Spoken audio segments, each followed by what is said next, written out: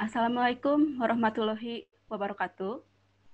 Selamat, Waalaikumsalam warahmatullahi wabarakatuh. selamat siang, salam sejahtera untuk kita semua. Salam Om Swastiastu, Namo Buddhaya, salam kebajikan. Yang terhormat Bapak Dr. Syamsi Setiadi MPD selaku Wakil Dekan 3 Fakultas Bahasa dan Seni Universitas Negeri Jakarta. Yang terhormat Ibu Dra Yuniarsih M. Hum, MED selaku Koordinator Prodi Pendidikan Bahasa Jepang Universitas Negeri Jakarta. Yang terhormat Ibu narasumber Nina Ernawati SPD MM, serta yang terhormat Bapak Ibu dosen, para peserta webinar series dan workshop yang hari ini sedang berbahagia. Alhamdulillah, puji dan syukur kita panjatkan kehadirat Allah Subhanahu wa Ta'ala yang berkat rahmat dan karunia-Nya lah kita semua pada hari ini bisa berkumpul dalam workshop ini dalam keadaan sehat walafiat. Acara ini merupakan acara kedua dan terakhir dari rangkaian webinar dan workshop Prodi Pendidikan Bahasa Jepang Universitas Negeri Jakarta yang masih mengusung tema yang sama, yaitu meningkatkan jiwa kewirausahaan melalui pembuatan bisnis plan. Sebelumnya saya akan membacakan dulu susunan acaranya. Yang pertama adalah pembukaan, kemudian yang kedua adalah sambutan dari Ketua Pelaksana Kegiatan yang akan diwakili oleh Dr. Nur Saadah Fitri Asih MPD. Kemudian yang ketiga adalah sambutan dari Wakil Dekan 3 Fakultas Bahasa dan Seni Universitas Negeri Jakarta, yaitu oleh Bapak Dr. Syamsi Setiadi MPD, yang juga sekaligus akan membuka acara ini. Kemudian yang keempat, kita akan mengadakan foto bersama. Yang kelima adalah presentasi proposal bisnis plan oleh para peserta workshop yang telah terpilih. Kemudian yang keenam adalah pemaparan feedback mengenai bisnis plan yang telah dipresentasikan oleh para peserta, oleh Dewan Juri. Dan yang ketujuh adalah penutup. Baiklah, kita langsung saja masuk ke dalam acara yang kedua, yaitu sambutan dari Ketua Pelaksana Kegiatan yang akan diwakili oleh Dr. Nur Saadah Fitri Asih MPD. Kepada Ibu Dr. Nur Saadah Fitri, kami persilahkan. Baik, terima kasih Bu Eva atas kesempatan yang diberikan kepada saya. Assalamualaikum warahmatullahi wabarakatuh. Waalaikumsalam warahmatullahi wabarakatuh. Yang terhormat Bapak Dr. Syamsi Setiadi MPD selaku Wakil Dekan 3 FPS UNJ yang hadir pada acara ini mewakili Ibu Dekan FBS UNJ. Yang terhormat para dosen Prodi Pendidikan Bahasa Jepang UNJ dan juga para panitia. Serta tidak lupa juga yang terhormat para peserta yang sudah hadir dalam acara P2M kali ini. Mohon izin saya mewakili dari Koor Prodi Ibu Yuni dalam hal ini sebagai Ketua Pelaksana acara P2M kali ini yang beliau berhalangan untuk memberikan sambutan karena sedang ada rapat tentang kurikulum. Puji dan syukur kita panjatkan kehadirat Allah Subhanahu wa Ta'ala, karena dengan izinnya lah kita dapat melaksanakan acara P2M ini dengan tema meningkatkan jiwa kewirausahaan melalui pembuatan bisnis plan. Yang saat ini merupakan rangkaian acara yang kedua kalinya dan juga ini mungkin yang terakhir setelah pada acara yang pertama yaitu di tanggal 3 Agustus kita melakukan acara P2M yang berisi paparan yang sangat menarik dari pembicara yaitu Ibu Nina mengenai bisnis plan. Dari hasil paparan tersebut tentunya para peserta membuat rancangan bisnis atau bisnis plan dengan pendapat dan juga kreativitas masing-masing. Dan insya Allah pada hari ini akan dipresentasikan untuk mendapat tanggapan dan juga untuk mendapat penilaian dari juri yang sudah ditunjuk pada acara kali ini. Mudah-mudahan acara ini dapat berjalan dengan baik, dengan lancar, semua diberi kesehatan, dan juga akan mendatangkan manfaat yang sangat berguna baik bagi kita sebagai pelaksana maupun juga untuk para peserta pada P2M kali ini. Mungkin itu saja yang dapat saya sampaikan sebagai sambutan. Wassalamualaikum warahmatullahi wabarakatuh.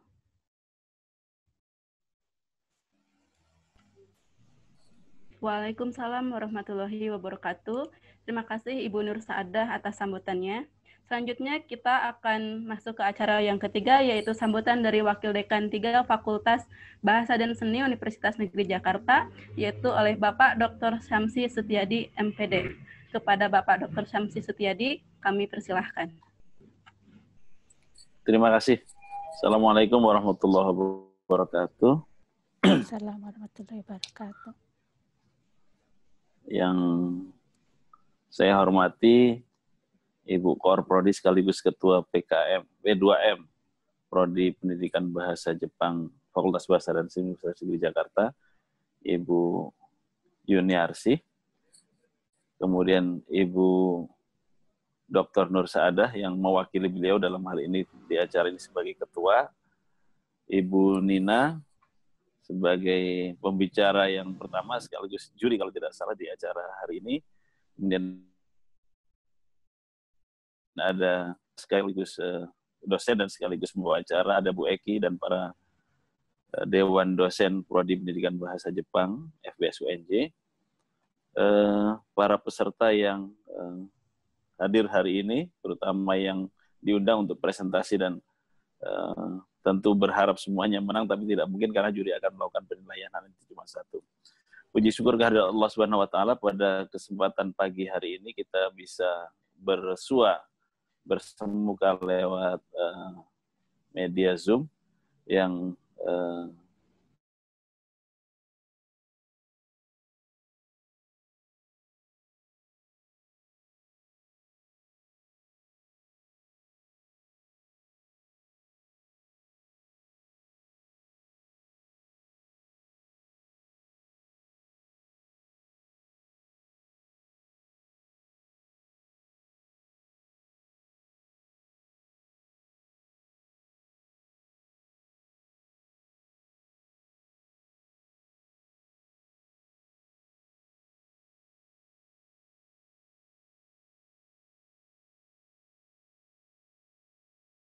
menilai presentasi proposal para peserta hari ini ada 3 orang, yaitu pertama oleh Ibu Nina Ernawati SPD MM selaku narasumber kita.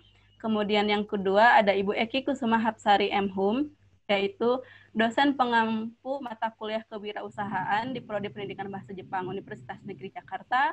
Kemudian yang ketiga adalah Ibu Dra Yuniarsi MHum MED selaku Ketua Panitia Kegiatan sekaligus Koordinator Prodi Pendidikan Bahasa Jepang UNJ. Sebelum memasuki acara presentasi, saya ingin mengingatkan kembali beberapa peraturan kepada para peserta presentasi. Yang pertama, mohon untuk selalu bersikap sopan sepanjang acara workshop hari ini. Kemudian, peserta diperbolehkan melaksanakan presentasi dalam durasi 5-7 menit saja. Kemudian dilanjutkan dengan sesi tanya-jawab beserta Dewan Juri. Pengumuman ketiga yaitu pemenang akan diumumkan hari esok, tepat pukul 16 WIB. Dengan pertimbangan, panitia memberikan waktu yang cukup leluasa kepada para juri untuk mempertimbangkan dan memilih manakah yang terbaik di antara yang terbaik. Kemudian yang terakhir, keputusan juri seperti biasa tidak bisa diganggu-gugat. Untuk peserta workshop non-presenter juga kami ingatkan kembali untuk mengikuti rangkaian acara ini dari awal hingga akhir, dan jangan lupa untuk mengisi angket yang akan diberikan nanti. Angket ini adalah sebagai bukti presensi dan juga sebagai salah satu syarat untuk mendapatkan e-sertifikat. Baiklah, mari kita langsung saja ke acara inti, yaitu presentasi dari para peserta workshop. Bagaimana Ibu-Ibu juri, Bu Nina dengan Bu Eki, sudah siap? Ya, sudah siap Ibu Eva, terima kasih. Oke, baik. Kalau begitu, mari kita langsung saja ke peserta nomor 1, yaitu ada Kadek Dian Chandra Dewi. Kepada Mbak Kadek, saya persilahkan. Baik, terima kasih atas kesempatannya. Di sini saya akan pada kesempatan kali ini, saya akan mempresentasikan konsep atau ide bisnis model kanvas yang telah saya buat. Sebelumnya,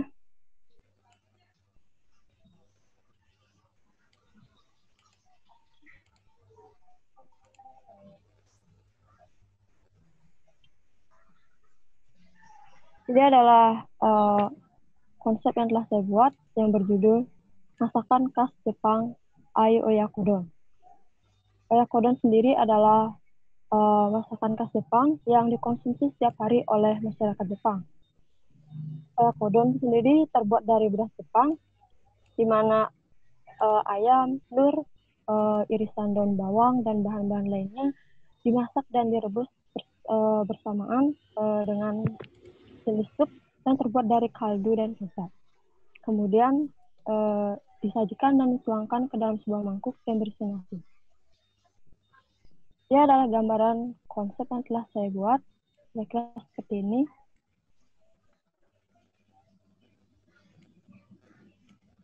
Lanjutkan masuk pada komponen yang pertama, yaitu customer segment.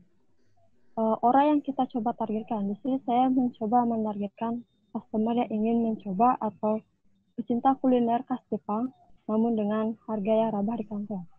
Kemudian dengan psikografi yang meliputi usia 9-60 tahun. Kemudian di area berencana membuka gerai dan atau kios di pusat perbelanjaan dengan kisaran harga 20.000 hingga 50.000 rupiah. Lalu value proposition-nya yang dapat saya tawarkan untuk membantu customer segment. Nantinya saya akan menyediakan menu yang bervariasi agar customer tidak bosan serta tidak mengurangi cita rasa seperti aslinya. Dan juga harganya yang tidak begitu mahal, bisa dikatakan pastikan. Lalu solusi yang dapat saya ciptakan agar bisa sampai ke customer nantinya dengan delivery atau distribusi.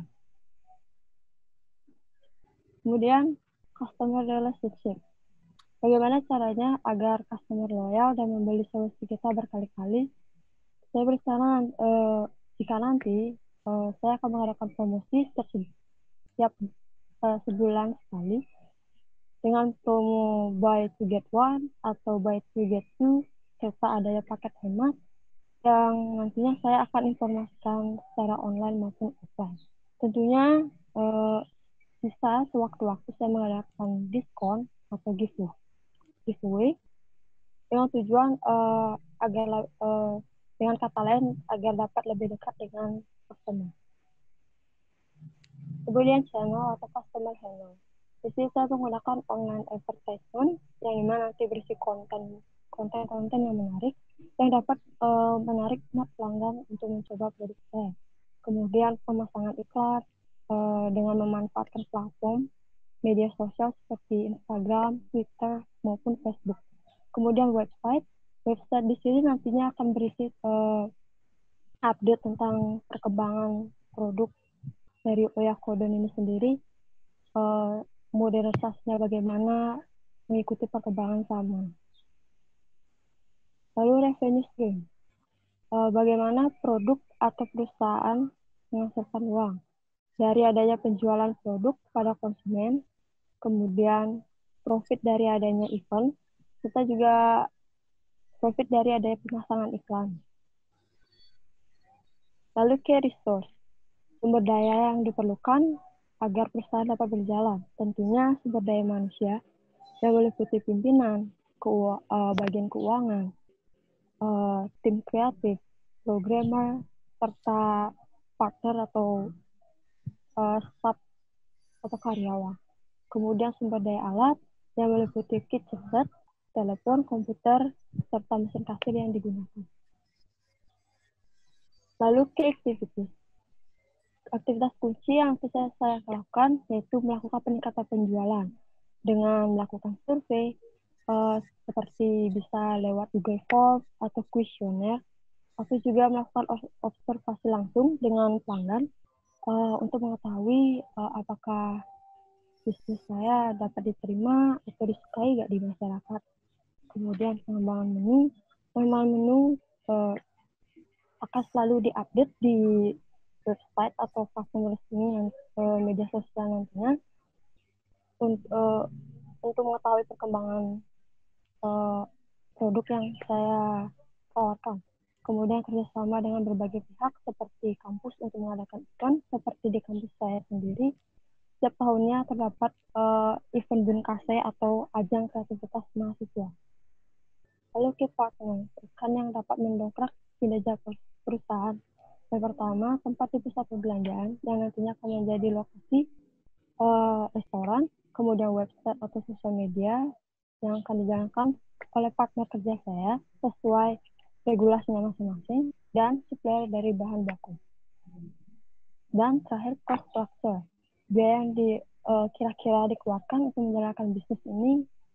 Sementara ini biaya produksi yang meliputi alat dan bahan baku, kemudian biaya promosi seperti event dan pemasangan iklan, serta biaya untuk gaji karyawan dan biaya untuk pembuatan website. Yang dari presentasi saya, terima kasih.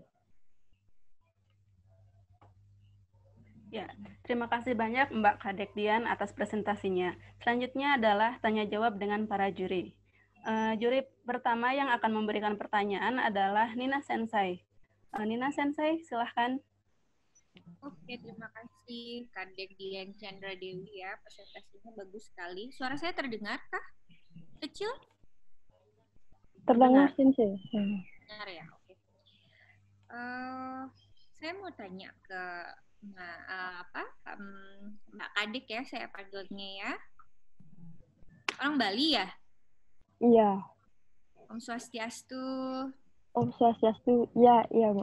Ya, Kadek gini, variasinya yang seperti apa ya? Oke, untuk bisnis plan-nya kan di value proportion-nya itu ada membuat variasi oyakodon. Kalau boleh tahu beberapa variasi yang sudah terfikirkan oleh Tugek apa ya?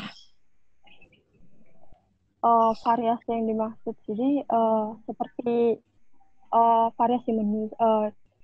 Pada umumnya oyakodon ini terbuat dari daging ayam gitu. Jadi di sini saya menyajikan untuk variasi oyakodon with pork atau with beef, seperti itu.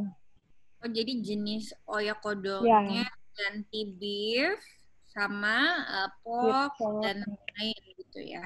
Ya. Kemudian tempatnya mau di mana ya? Kalau kamu kira-kira mau cari tempat? Untuk di daerah saya sendiri, di sini ada pusat perbelanjaan seperti Carrefour. Itu menjadi karena di saya lumayan rame ya, gitu. Masyarakat dan ya? di Singaraja. Ya, Bali. Ya. Oke. Buat udah tahu harga sewanya di situ kira-kira berapa kisaran? Kisaran harga sewa sekitar 10 juta. Baik, itu saja Ki Sensei yang saya tanyakan. Boleh ke Ati Sensei, silahkan. Saya persilahkan. Terima kasih. Terima kasih. Ini langsung aja begitu Bu Eva? Ya, langsung saja Bu. Ya baik. Terima kasih atas presentasinya Mbak Kadek ya. Ini sekarang pertanyaan dari saya. Tadi kan diungkapkan mengenai penjualannya ya. Kalau untuk cara meningkatkan penjualannya itu bagaimana? Sedangkan sekarang kan sedang masa pandemi gitu. Kalau kita juga belum tahu kapan akan berakhir. Nah, ini siasatnya bagaimana gitu untuk melakukan penjualannya dan peningkatannya? Apa yang mau dilakukan? Silakan. Untuk saya sendiri, untuk masa saat seperti ini, mungkin lebih banyak mempromosikan lewat media sosial dengan memanfaatkan media tersebut diharapkan pelanggan dapat dikenal lebih luas oleh masyarakat. Dan untuk cara pemesanannya mungkin dengan pemesanan lewat delivery atau seperti semacam drive-thru gitu ya. Jadi antar pesanan sampai ke rumah pelanggan. Dengan layanan seperti apa? GoFood gitu ya atau GrabFood gitu? Iya, Iya. maksud. Baik, kalau tidak salah di dalam paparannya ada tentang ini nanti sebenarnya ada di event gitu ya. Ya kalau untuk sekarang kan masih belum bisa. Nah, kira-kira akan direalisasikan dalam waktu dekat ataukah ditunda sampai COVID-nya tidak ada gitu? Kalau untuk yang event ini gitu. Jika memungkinkan dapat direalisasikan dalam waktu dekat, tetapi mengurangi atau membatasi beberapa orang yang akan hadir. Mungkin peraturannya menggunakan jam segini berapa orang gitu. Tapi juga tetap memakai protokol kesehatan jika memungkinkan. Begitu. Baik. Satu lagi mungkin ya, saya lihat di bisnis plan-nya itu ada tertera bahwa untuk customer-nya itu ada strategi buy 2 get 1 dan buy 3 get 2. Ini bagaimana? Biasanya beli satu malah nambah begitu ya. Ini kok agak berkurang angkanya. Ini gimana strateginya? Ya, itu contohnya ya. Contohnya seperti itu, promosinya bisa saya berikan nantinya setiap bulannya dengan tujuan agar customer itu bisa dapat percaya dengan bisnis yang saya jalankan, juga dapat lebih dekat dengan pelanggan. Tapi buy 2 get 1 gitu, berarti belinya 2, dapatnya cuma 1. Atau gimana ini maksudnya?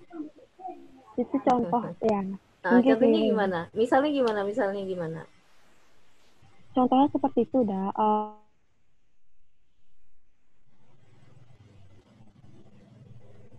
Ya. Halo?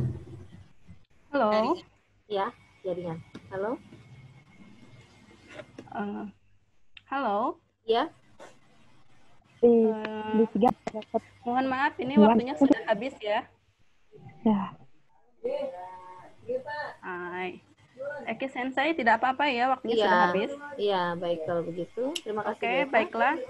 Kita langsung saja ke peserta nomor 2, yaitu Fania Safitri. Fania Sang, silahkan. Halo, tes. Apakah terdengar suara saya? Terdengar dengan jelas. Baik. Ya, langsung saja untuk saya. Tadi sudah share. Ya, untuk bisnis plan yang saya buat di sini ada file sharing. Mohon maaf, ada sedikit kesalahan teknis. Ya. Baik, kami tunggu Fania Sang.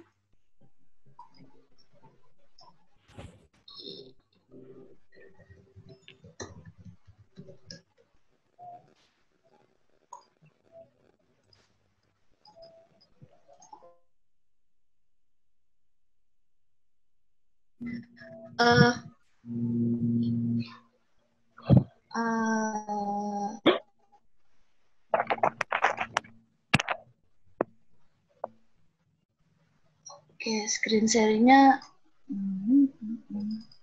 Ya, baik, di sini bisnis model yang saya buat itu adalah Jiukoki, di mana tempat untuk menjual seperti kafe okonomiyaki, kita bisa membuat okonomiyaki sendiri seperti yang ada di Jepang seperti itu.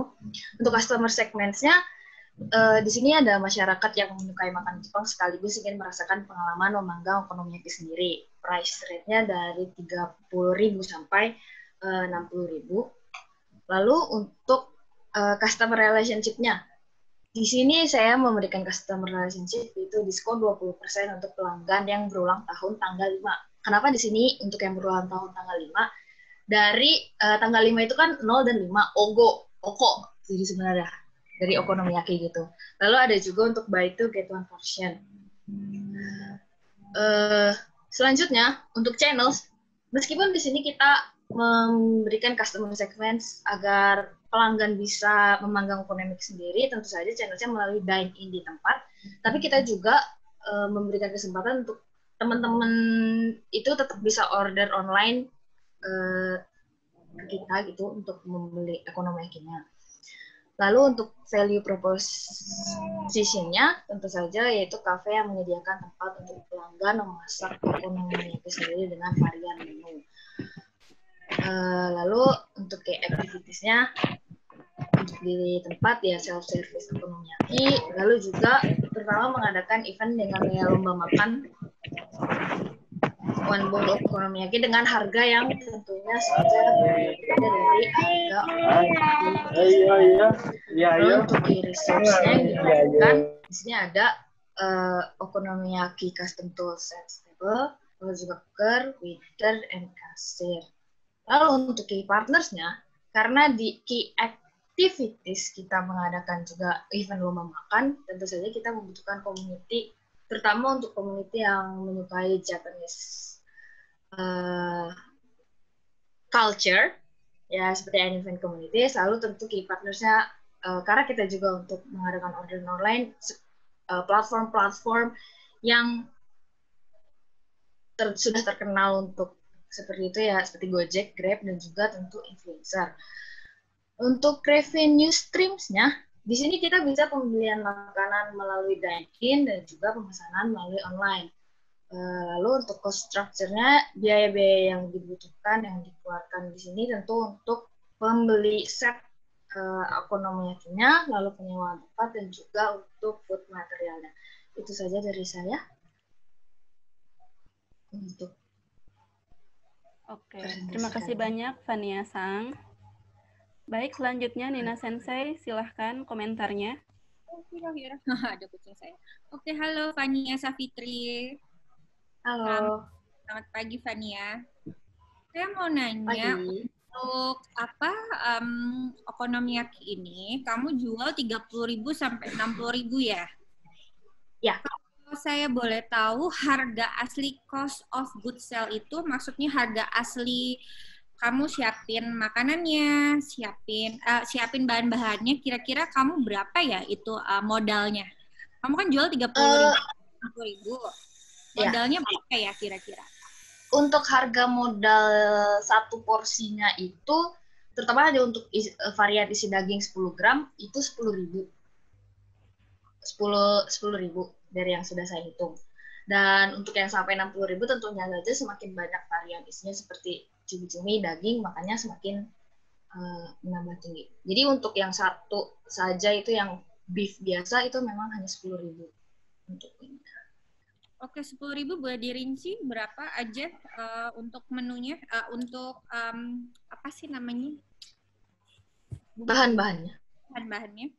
Ya, untuk bahan-bahannya ini 10.000 ada daging 10 gram dengan saya hitung total harganya untuk 50 porsi sehingga satu porsinya itu 2.000. Lalu untuk tepung Okonomiyakinya sendiri tepung Okonomiyaki dengan adonan kol telur untuk basicnya itu ada 7.000. Lalu untuk seperti saus katsuboshi dan mayones itu saya hitung 1.000, jadi 9.000 ditambah yang untuk saus-sausnya itu 10.000 seluruhnya. Seperti itu. Oke, jadi 10.000 yang paling murah ya. Kamu jual 30.000, berarti kamu profitnya 20.000 satu menu ya? Ya. Oke. Kemudian tempatnya mau di mana ya jualannya?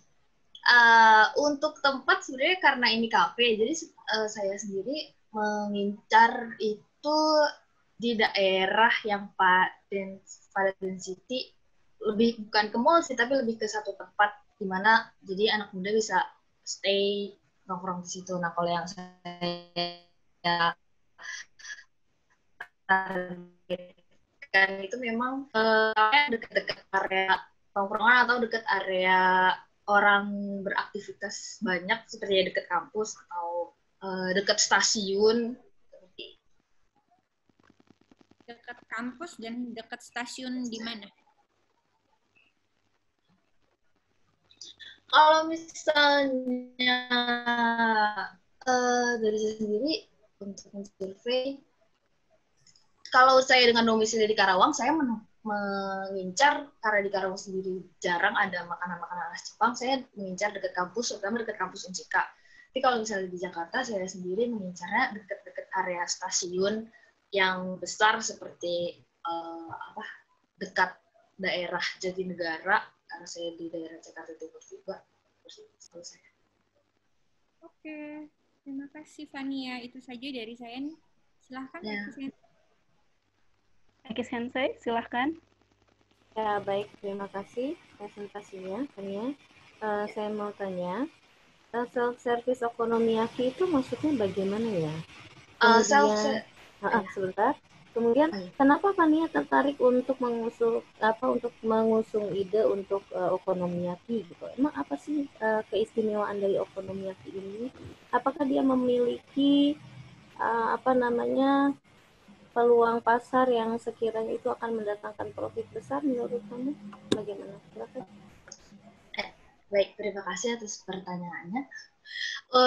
Untuk self-service okonomiyaki ini sendiri maksudnya adalah kita sebagai pemberi kita ini memberikan kesempatan untuk pelanggan memanggang okonomiyakinya sendiri seperti yang biasa kafe-kafe ada di Jepang gitu. Jadi kesempatan untuk pelanggan itu memanggang. Jadi kita hanya memberikan adonannya saja untuk kematangan dan juga selebihnya itu jadi pelanggannya yang datang ke sana sendiri yang bisa memasaknya. Lalu kalau misalnya dari saya, kenapa ini bisa menguntungkan satu profit yang besar, kenapa saya mengajukan usulan ini? Karena dari research sendiri, di Indonesia sendiri, memang kebanyakan okonomiyaki sendiri hanya sebatas stall atau hanya seperti takoyaki pada umumnya gitu yang jual di satu tempat aja, dan belum ada yang memberikan satu tempat yang dimana memang seperti di Jepang gitu, yang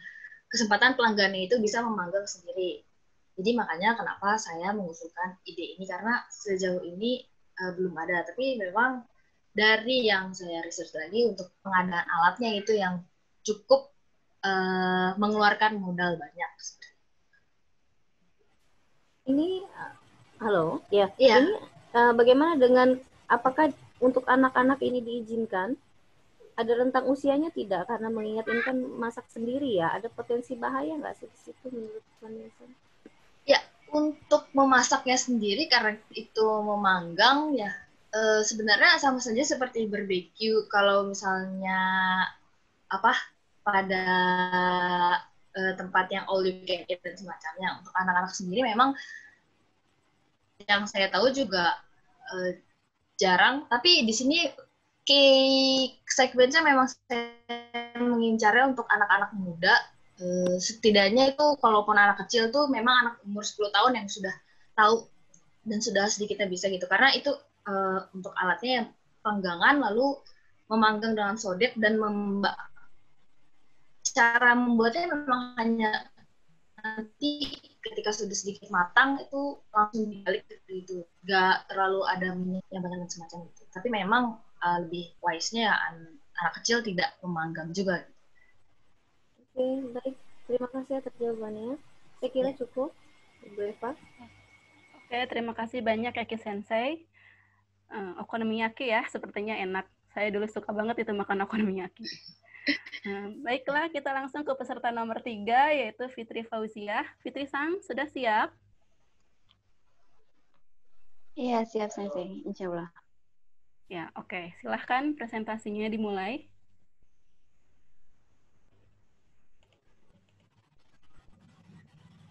Ini.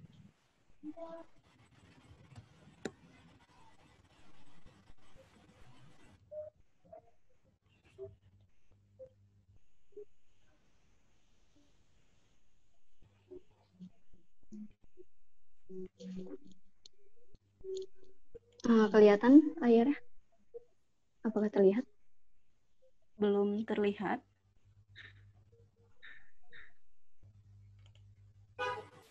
Screen-nya belum terlihat ya? Ya, screen-nya belum keluar.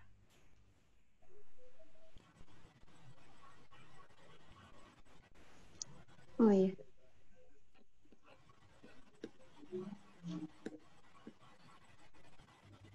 Sudah?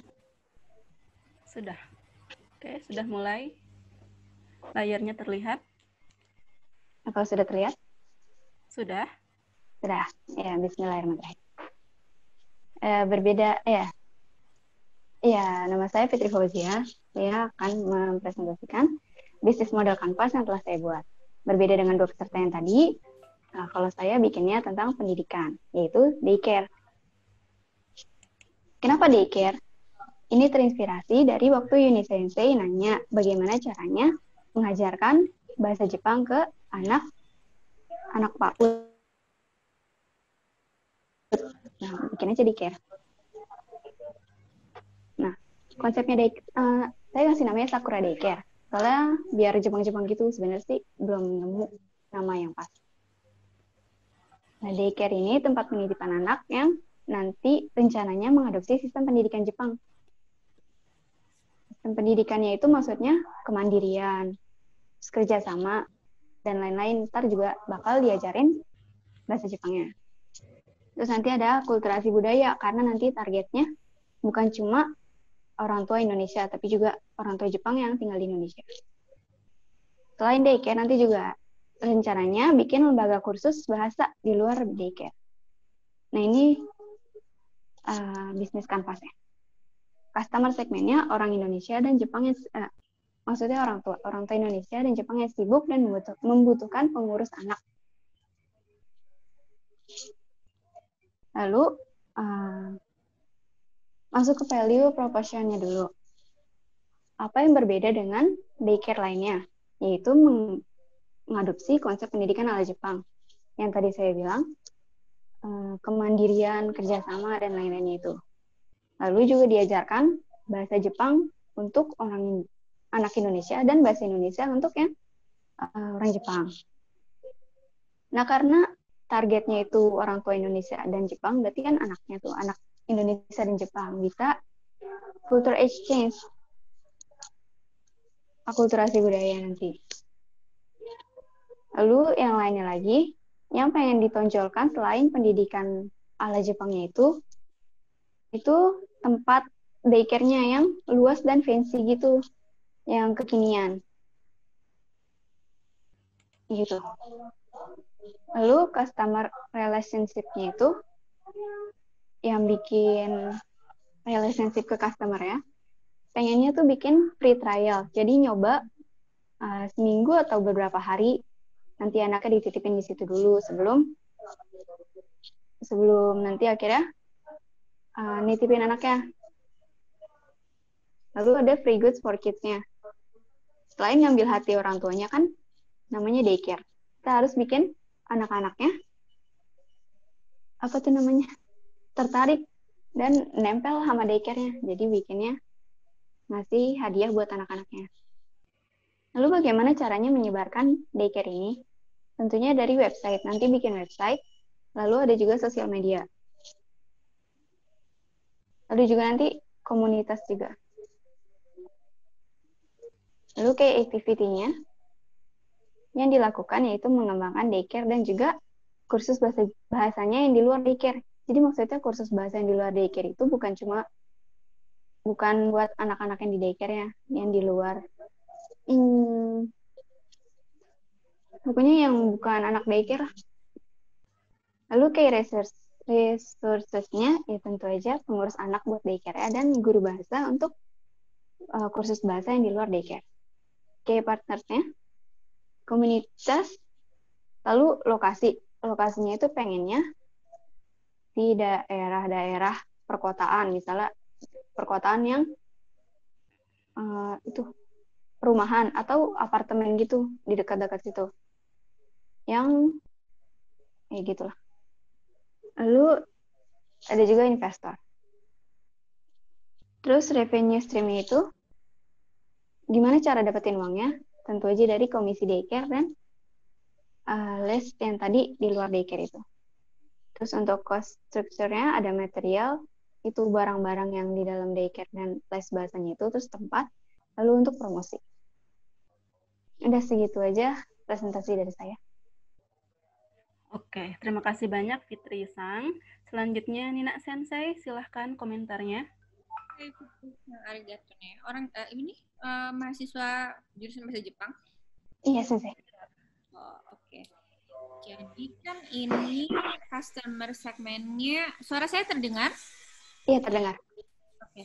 Customer segmennya ini kamu untuk orang Indonesia dan Jepang yang sibuk dan membutuhkan pengurus anak. Tapi kamu mengembangkan kursus bahasa, ya. Jadi bahasa. Jadi kamu customer segmennya mau kemana nih? Mau pendidikan anak atau mau les kursus bahasa? Bahasanya apa aja ya kursus bahasanya? Oh, keduanya Sensei, intinya yang utamanya itu daycare-nya. Lalu selain daycare, dia juga bikin kursus bahasa untuk bahasa Jepangnya. Kursus bahasanya itu untuk siapa? Untuk umum, jadi yang bukan daycare. Untuk umum, segmentasi umurnya dari umur berapa ke berapa? Anak-anak di bawah 15 tahun. Di bawah 15 tahun, berarti dari 6 sampai 14? Ya, sekitar segitu. Ini semacam bimbingan belajar juga? Iya. Oke, kamu Fitri Sang juga menyebutkan lokasinya daerah kota, apartemen, perumahan. Menurut Fitri Sang, daerah manakah yang cocok untuk Sakura Daycare? Mungkin di daerah Jakarta Barat, kayak Kedoya dan sekitarnya situ sih. Kedoya. Kenapa pilih di situ? Karena di sana ekonominya yang menurut saya ekonomi menengah ke atas, lalu juga sibuk gitu orang tuanya, menurut saya. Apakah di sana banyak orang Jepang di Kedoya? Saya belum research lagi, Sensei. Ya, baik. Kemudian membayar tempatnya kira-kira berapa ya sewanya? Sewanya sebenarnya tergantung dapatnya di mana. Gitu, Sensei. Belum cari-cari lagi. Oke.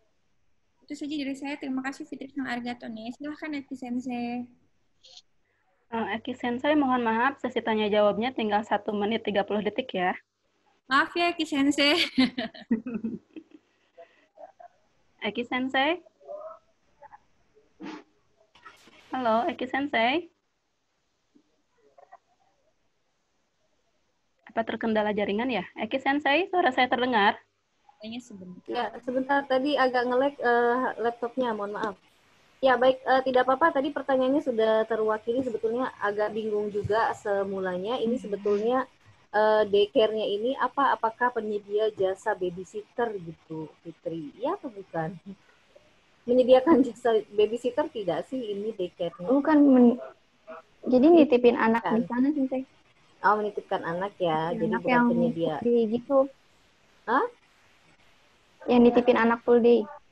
Oh, full day, oke, baik. Berarti bukan penyedia jasa babysitter ya, baik. Itu saja yang mau saya konfirmasi karena yang lain sudah ditanyakan oleh Nina Sensei, sudah terwakili. Terima kasih. Oke, baik. Terima kasih banyak Eki Sensei. Oke, selanjutnya ke peserta nomor 4, yaitu ada Endah Wijayanti Sang. Endah Sang, sudah siap?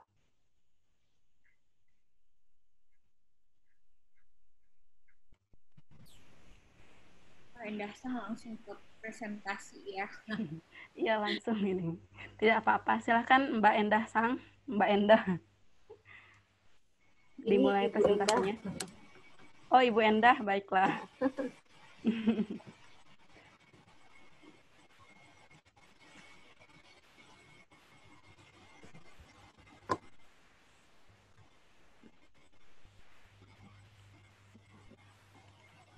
Bu Endah, ada kendala nggak? Kita bisa ini.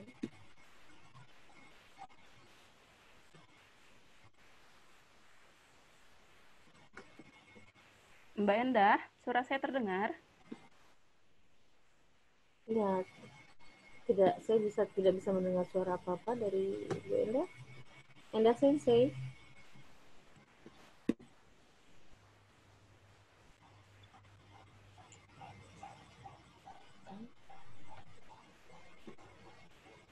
Ya, Assalamualaikum warahmatullahi wabarakatuh. Waalaikumsalam warahmatullahi wabarakatuh. Ya, hari ini saya akan langsung ke presentasi saya supaya kelihatannya agak ada yang cerah-cerah. Saya kasih gambar, banyak gambar, dan di sini biar jelas bagaimana yang akan saya sampaikan. Jadi, healthy tempura. Healthy tempura ini adalah merupakan oishi tempura yang bisa menambah semangat. Tidak hanya saat Sabtu atau Minggu, tapi hari biasa pun akan ramai kondisinya.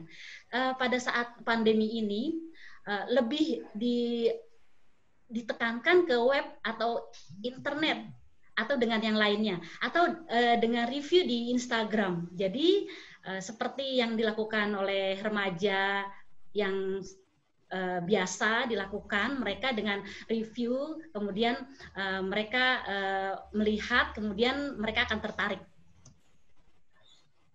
Kemudian kami akan bekerja sama dengan petani yang akan menyotor hasil umbi-umbian dan sayur-sayuran yang segar langsung dari petaninya, karena kita akan kerjasama dengan mereka.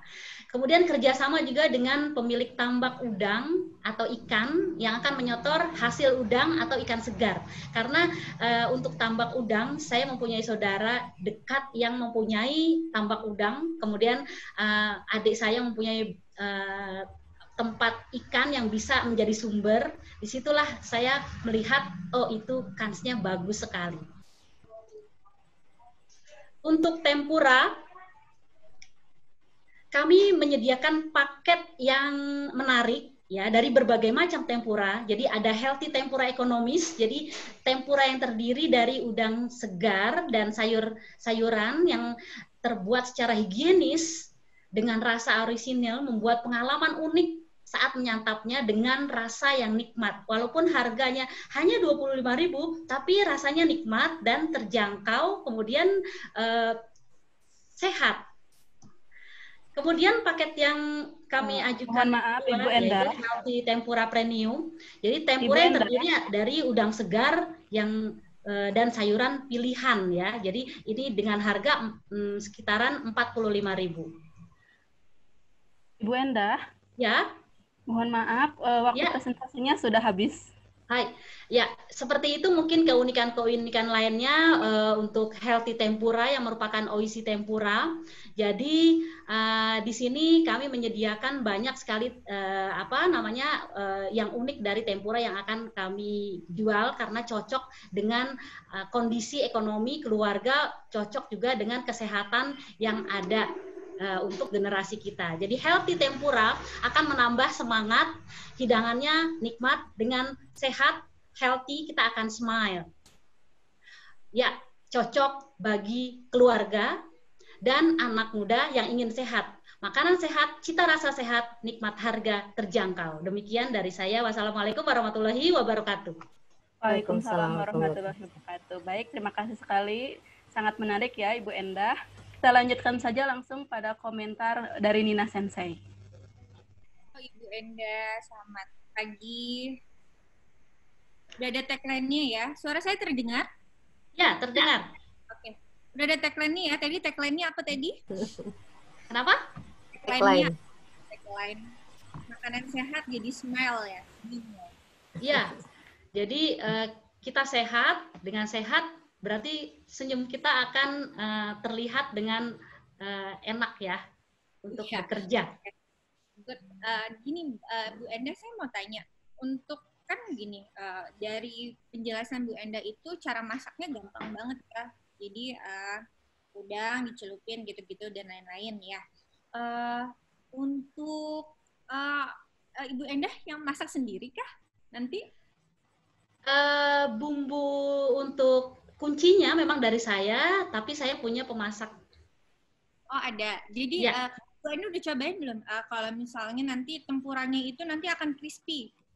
Ya. Kesalahannya dari menggoreng tempura itu, kalau setahu saya ya, nanti ada yang lembek, ya kan? Jadi misalnya dimasak hangat, kan nanti kan mau jadi yang di GrabFood dan lain-lain kan. Permasalahannya ada begini Bu Endah. Jadi kalau misalnya memasaknya tidak benar, udangnya itu nanti tempuranya itu akan lembek, jadi tidak crispy. Kan yang enaknya crispy. Apakah ada resep yang boleh di-share? Ada. Jadi kita punya bumbu rahasia untuk itu semua. Kemudian kita punya alat di mana tempura itu akan terjaga, kondisinya akan terjaga seperti itu. Jadi tetap tetap kita pegang. Jadi saya akan mencoba untuk orang membantu saya, tapi untuk kesesuaian rasa tetap terpantau ya. Oh, jadi crispy-nya bisa ini ya. Nanti kita coba masak ya Bu Endah ya bareng-bareng. Kemudian saya ingin tanya lagi, kan harga yang paling murah itu 25.000 ya. Berarti cost of goods sell-nya berapa ya dari udang, nasi, kemudian sayur-sayur yang lain? Ya, jadi karena paket ekonomis ini kita ingin supaya semua bisa beli. Jadi masyarakat yang tadinya melihat tempura itu mahal bisa membeli. Jadi dengan paket 25.000.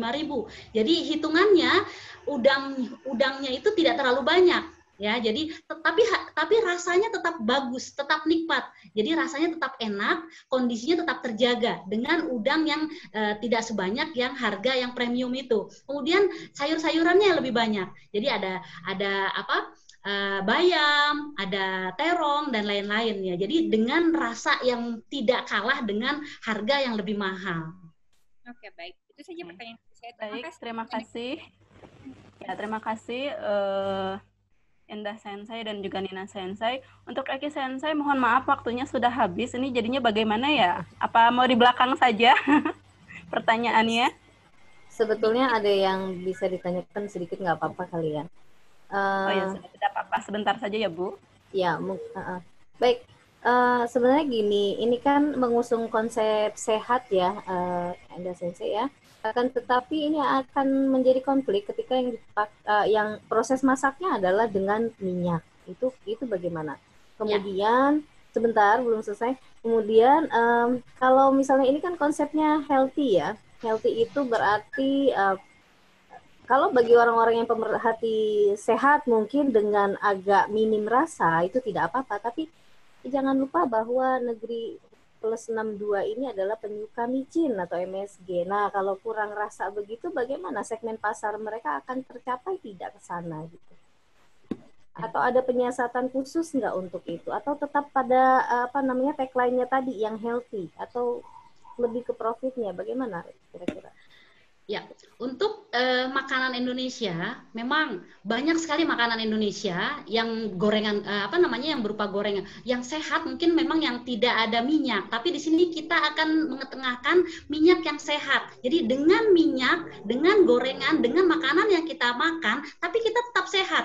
Caranya seperti apa? Dengan tidak memakai minyak yang bekas atau yang lain. Jadi kita akan mengutamakan minyak fresh, minyak yang baik, ya tidak dengan minyak yang asal-asal. Kemudian kondisi sayuran, kondisi udang atau ikannya itu kondisinya yang sehat, yang segar. Itu yang kita ketengahkan untuk para pesuka tempura. Jadi tempura yang ada yang ingin saya sajikan adalah tempura yang sehat. Baik, satu pertanyaan lagi sedikit saja. Apakah ini bisa dibeli satuan ataukah harus paket seperti yang tadi dibilang ekonomis dan premium? Karena kalau saingannya dengan abang gorengan, satu gorengan saja itu cuma 1.500, mungkin paling mahal 2.000 lah gitu ya. Dari segi harga jauh sekali. Bagaimana? Ya. Saingannya bukan gorengan, jadi saingannya adalah tempura di tempat lain. Jadi yang kita akan kenakan adalah tempura yang harganya terjangkau. Tapi tempura itu tidak aneh di mata masyarakat Indonesia karena masyarakat Indonesia sebelumnya sudah mengenal gorengan. Maksudnya seperti itu. Jadi yang kita ketengahkan adalah tempura yang sehat, tapi harganya bisa masuk kocek banyak masyarakat Indonesia. Oke, baik. Terima kasih Bu Endah. Bagaimana? Eki Sensei sudah jelas? Ya, cukup. Ya. Oke, baik. Terima kasih banyak. Kita langsung saja ke peserta selanjutnya, yaitu ada Balkis Syaifia. Balkis Sang, silahkan.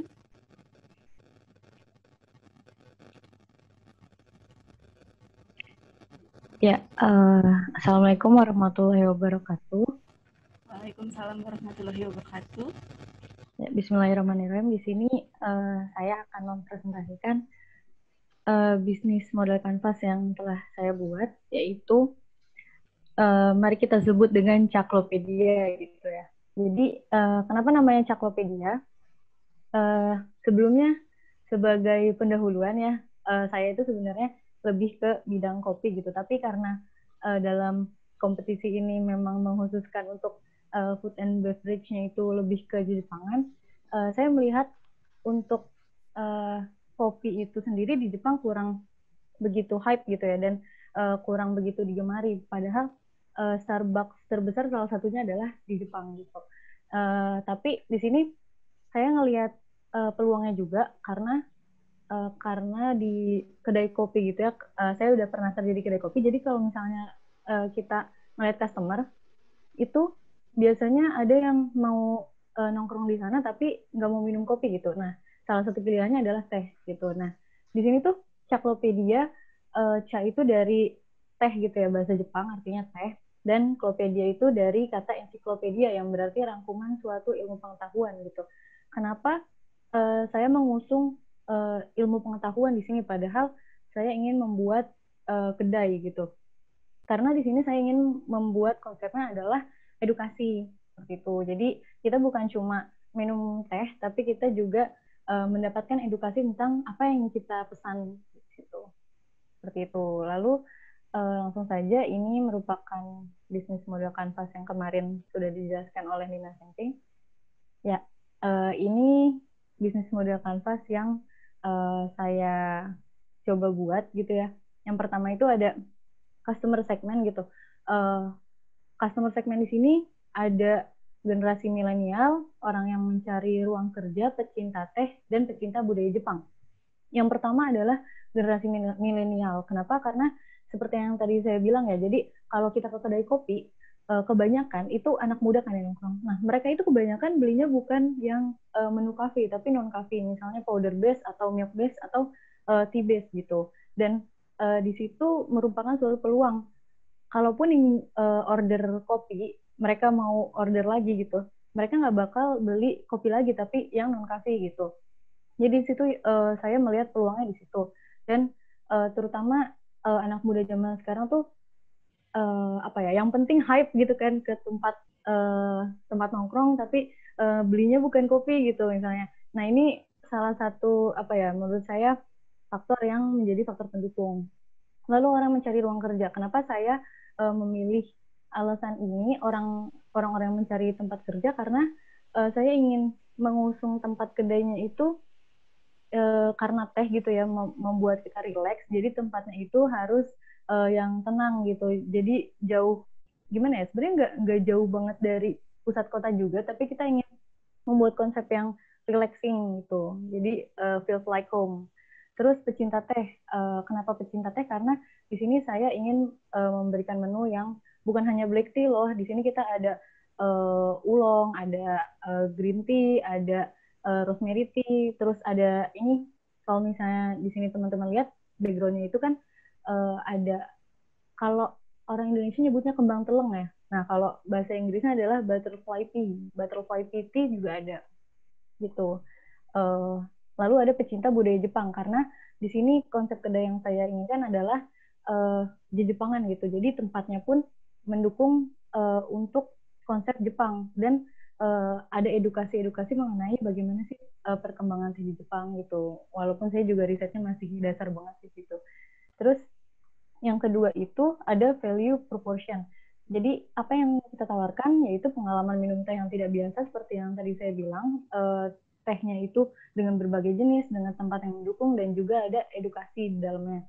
Lalu berbagai jenis teh yang jarang diketahui, seperti yang tadi saya bilang juga ya, butterfly tea, terus rosemary, terus chamomile, mungkin udah mulai banyak yang tahu ya kalau chamomile gitu.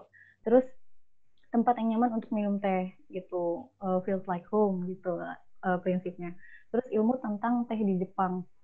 Jadi di sini saya inginnya itu yang bekerja di sini pun mereka tahu bagaimana edukasi mengenai teh di Jepang atau teh di Indonesia. Mereka harus bisa komunikatif gitu dan memberikan informasi mengenai teh tersebut gitu kepada customer. Lalu yang selanjutnya adalah channel. Channelnya itu adalah media sosial, khususnya Instagram, terus GoFood Partnership dan GrabFood Partnership gitu. Karena dari berbagai kedai itu salah satu penghasilan terbesar adalah dari online gitu, dari GoFood dan GrabFood gitu. Dan di sini pun didukung dengan keadaan yang tidak memungkinkan seperti sekarang ya, masa pandemi gitu. Tapi di sini juga sebenarnya dilema di sini dan PR saya juga kalau misalnya mau bikin ini adalah rasa teh itu sebenarnya teh sama kopi itu 11-12 ya. Jadi kalau misalnya dia disajikan panas, kalau GoFood atau GrabFood itu kan butuh waktu pengiriman gitu. Nah, dalam perjalanan itu sifat teh dan kopi itu bisa berubah gitu. Jadi rasanya bisa entah lebih pahit atau malah bisa hilang gitu kalau misalnya belinya yang ice atau gimana gitu. Itu sih masih PR-nya, tapi itu merupakan channel-channel pilihan saya juga. Lalu ada key activities. Di sini key activities-nya adalah pemasaran, pengembangan menu, organisir acara eventual, pelayanan, dan pelatihan. Mungkin kalau misalnya kita lihat, hal pemasaran, pengembangan menu itu udah biasa, udah pasti di kedai manapun juga melakukannya. Terus organisir acara eventual itu apa sih? Maksudnya kita akan mengadakan acara eventual yaitu kompetisi menyeduh teh dan juga edukasi teh gitu. Jadi membuka kelas mini kelas gitu mengenai edukasi teh seperti itu. Lalu pelayanan seperti ya biasanya sehari-harinya dan pelatihan kepada yang bekerja di kedai tersebut. Lalu key resource-nya itu ada pelayan, administrator, pemasaran, dan perlengkapan gitu. Dan seperti yang kita tahu ya kalau teh itu sama atau bahkan setahu saya lebih rumit daripada kopi gitu ya. Jadi untuk perlengkapan itu juga sangat ditekankan gitu ya pendanaannya gitu. Dan resource-nya itu juga nggak sembarangan gitu loh. Terus key partner di sini ada penyedia teh, penyedia susu, dan penyedia cemilan gitu. Cemilannya kita bikin yang ringan-ringan aja, terus kayak cemilan yang saya sih lebih kepikiran untuk yang cemilan kampung gitu, kayak pisang goreng, donat kampung gitu-gitu. Terus susu di sini untuk campuran berbagai menu teh gitu. Sebenarnya juga ada kopi, tapi kayak cuma side menu-nya aja dari teh gitu. Terus ada revenue stream, jadi kita mendapatkan uang itu dari penjualan teh, dari kompetisi seduh teh yang tadi saya jelaskan, dan edukasi teh gitu. Jadi edukasi teh itu kita membuka kelasnya juga gitu. Terus customer relationship-nya itu ada umpan balik dan media sosial. Kita minta engagement juga dari para customer. Lalu cost structure-nya itu ada biaya pemasaran, pembiayaan eventual, persediaan teh, dan perlengkapan dan alat. Seperti itu. Ya. Ini ada salah satu inspirasi saya, ini kedai di daerah Cilandak, namanya House of Tea. Jadi House of Tea ini didirikan oleh seorang petani teh dari Jawa Barat. Dia bersama istrinya merintis House of Tea ini dari kecil-kecilan sampai sekarang udah hype di kalangan pecinta teh juga. Pecinta kopi juga udah mulai ada yang tahu sih untuk nyontek tempatnya dan konsepnya aja gitu, sama edukasinya. Tempatnya begini kayak feels like home banget kan, jadi kayak kampung-kampung gitu, bikin kita betah gitu. Nah ini yang terakhir ini, gambar terakhir ini untuk edukasi terhadap customer seperti itu. Ya, cukup sekian dari saya. Terima kasih. Oke, terima kasih banyak Mbak Fisang. Silahkan untuk juri kita yang pertama, yaitu Nina Sensei. Waktunya 1,5 menit ya Nina Sensei. Halo Nina Sensei. Suara saya terdengar, Nina Sensei? 1,5 menit itu waktu yang tersisa, Bu Eva? Benar. Ya, untuk satu orang juri. Satu orang, oke. Ya. Halo. Ya, halo. Nina Halo. Sensei? Ya, Eva Sensei. Halo. Ya, halo. Dengar? Suara saya terdengar? Eva Sensei, mungkin ke Eki Sensei saja ya, internet saya sedang tidak bagus. Oke, baik. Eki Sensei, silakan Eki Sensei duluan. Ya, baik. Untuk Balkis, saya mau tanya, ini apa namanya? Tadi ada apa sih? Ini sebenarnya seperti workspace gitu atau bukan sih? Kafe atau bagaimana ini konsepnya?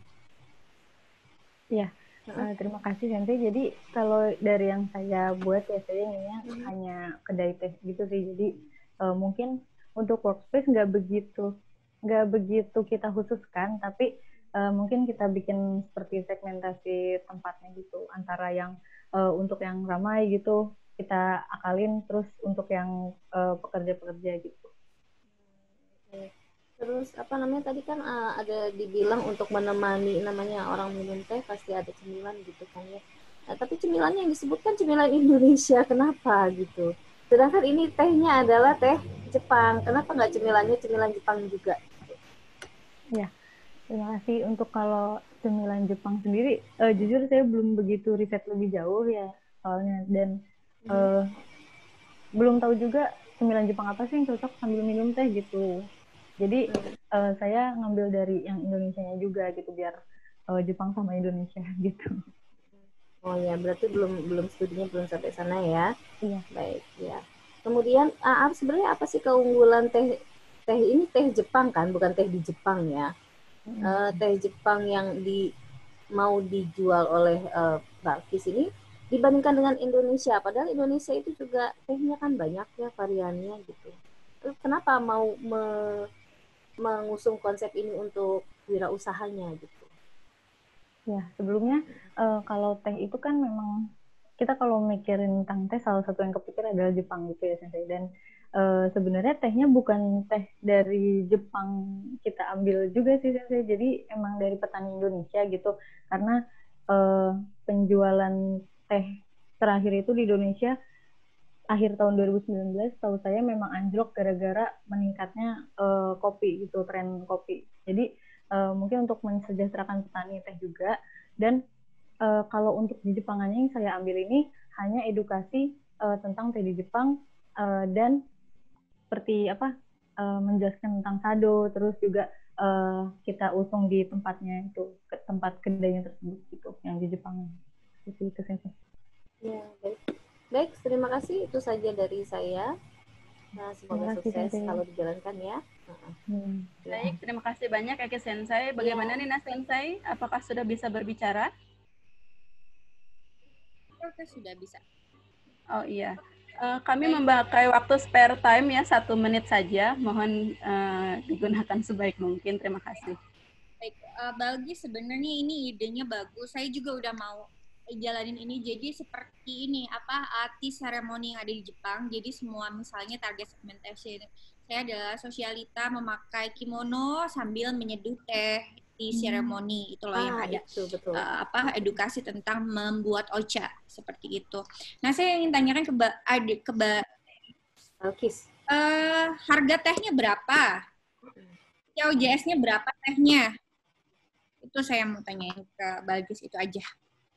Ya, harga teh sama harga asli, harga yang mau dijual sama harga asli tehnya berapa? Ya. Terus tehnya juga apa namanya? Oke. Terima kasih Sensei. Untuk harga dari petaninya sendiri itu ya, kalau untuk yang kualitasnya standar itu 2.000 per kilogram Sensei. Jadi emang murah banget sebenarnya kalau teh di Indonesia itu, tapi kita terpikir untuk mensejahterakan petani gitu ya. Jadi kita mungkin menawarkan untuk membelinya dengan harga di atas itu, tapi saya sebenarnya ilmu tentang itu masih sangat minim banget, jadinya baru kepikirnya konsep itunya aja sih. Dan untuk ngejualnya itu ya. Iya. Tinggal 1 menit. Harga tehnya 2.000 per kilogram. Ya. Itu maca apa teh biasa? Teh Indonesia ya? Black tea, iya teh Indonesia. Oke, kemudian mau jual berapa satu seduhan? 15.000 itu udah jadinya gitu. Ada teknik pembuatan tehnya sendiri dari Balkis? Kenapa? Ada teknik pembuatan tehnya supaya rasa tehnya itu nikmat, kan nggak cuma diaduk aja ya? Iya, iya ada. Jadi masih belajar sih, tapi saya udah nyoba cari tahu. Jadi sama kayak kopi sih sebenarnya, pH air dan suhu air pun juga mempengaruhi soalnya gitu. Oke, itu saja pertanyaan dari saya. Terima kasih Balkis. Sama-sama. Ya, terima kasih banyak Mbak Kisang dan juga Nina Sensei. Oke, selanjutnya kita langsung saja ke peserta nomor 6, yaitu ada Siti Febrianti Sundawi. Siti Sang? Ya, Sensei. Terdengar Ya. nggak, Sensei? Ya, sangat terdengar. Mohon maaf, saya ingatkan kembali waktunya paling lama maksimal hanya 7 menit ya. Tolong digunakan sebaik-baiknya. Terima kasih. Hai, makasih, Sensei.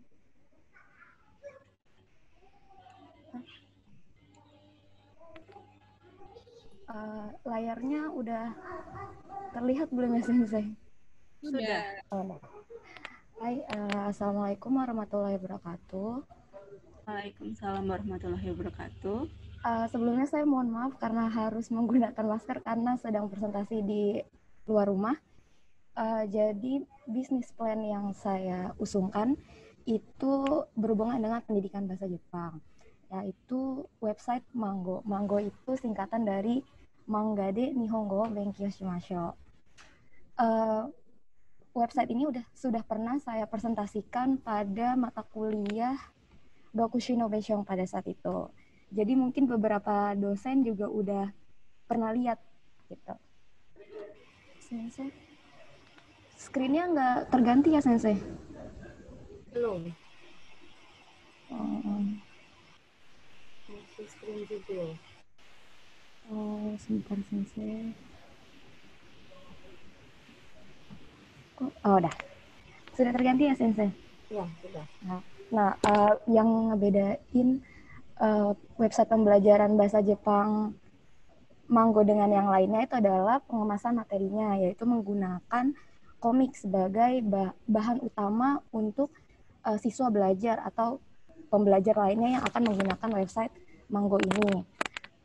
Latar belakangnya yang paling kuat kenapa saya ingin mengambil ini, yang pertama, saya ingin para user itu bisa merasakan belajar bahasa Jepang dengan prinsip bermain sambil belajar, seperti itu. Lalu yang kedua itu adalah alternatif online learning. Jadi di masa pandemi ini online learning itu menjadi cara belajar yang paling. Halo, apakah sinyal saya yang jelek? Nggak terdengar ya, Sensei? Nggak terdengar. Oh, terdengar. Iya, suara Siti terdengar. Oh, baik, Sensei. Saya lanjutkan, Sensei. Iya. Lalu untuk customer segmennya, yang pertama itu adalah pembelajar bahasa Jepang.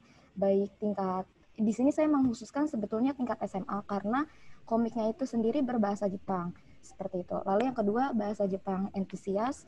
Yang ketiga, pengajar bahasa Jepang. Dan yang keempat, mengakal. Karena bahan utamanya itu berbentuk komik, maka pembuat-pembuat komik bisa menyebarluaskan karyanya melalui website ini. Seperti itu. Lalu value proposition-nya itu memberikan pembelajaran bahasa Jepang yang dikemas secara unik.